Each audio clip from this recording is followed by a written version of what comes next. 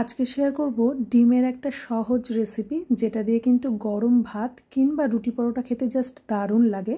একঘেয়ে ডিমের কারি খেয়ে বা ঝোল খেয়ে বোর হয়ে গিয়ে থাকলে কিন্তু এই রেসিপিটা কখনো একবার বাড়িতে বানিয়ে নেওয়া যেতেই পারে বাড়ির বেসিক উপকরণ ইউজ করে।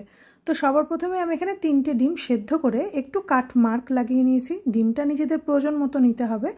এবারে একটা কড়াইয়ের মধ্যে বেশ খানিকটা সর্ষের তেল গরম করে ডিমগুলোকে আমি একটু লাল করে ভেজে তুলে সাইডে রেখে দেবো। তো রেসিপিটার জন্য একটু বেশি পরিমাণে পেঁয়াজ লাগবে, তো আমি 2টো মিডিয়াম সাইজের পেঁয়াজ খুব ছোট কুচিয়ে নিচ্ছি। কেউ চাইলে চপারেও চপ করে নিতে পারেন, বাটলে হবে না, কিন্তু কুচিই দরকার, একদম মিহি কুচি।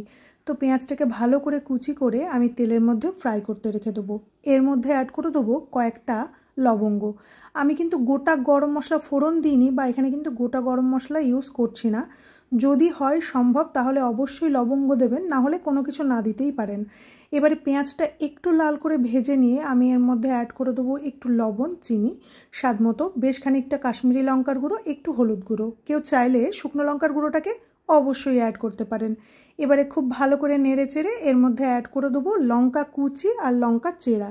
খুব ভালো করে একটু নেড়ে চেড়ে নিয়ে এর মধ্যে দিয়ে দিচ্ছি টমেটো কুচি। টমেটোটাকেও আমি খুব ভালো করে চপ করে নিয়েছি। মশলাটা একটু ভাজা হোক, ততক্ষণ একটা ফ্রেশ মশলা পেস্ট বানিয়ে নেব। মিক্সিং জারের মধ্যে নিয়ে নেব 1 চামচ মতো গোটা জিরে আর নিয়ে নিচ্ছি 1 চামচ মতো সাদা সর্ষে। হাতের কাছে সাদা সর্ষেটা না থাকলে কালো সর্ষে দিয়েও রেসিপিটাকে বানিয়ে নিতেই পারেন।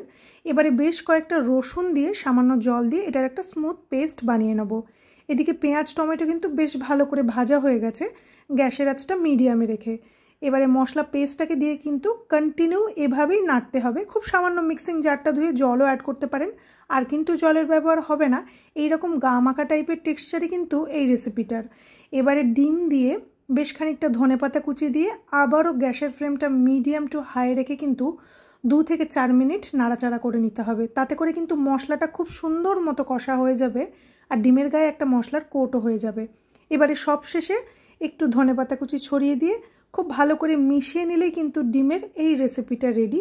গরম গরম ভাতের সাথে কিন্তু জাস্ট অপূর্ব লাগে। তো রেসিপি দেখে কখনো বাড়িতে বানালে আমাকে একবার অবশ্যই জানাবেন।